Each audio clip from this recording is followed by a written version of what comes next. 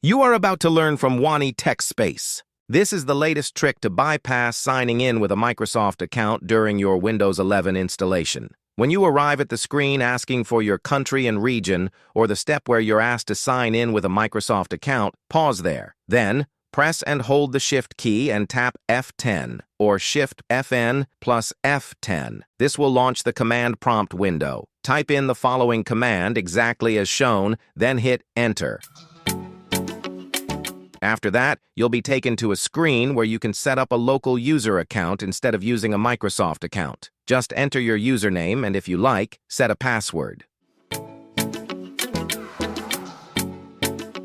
When Windows asks for permissions to access your personal info, I recommend the most private settings, No or Required Only.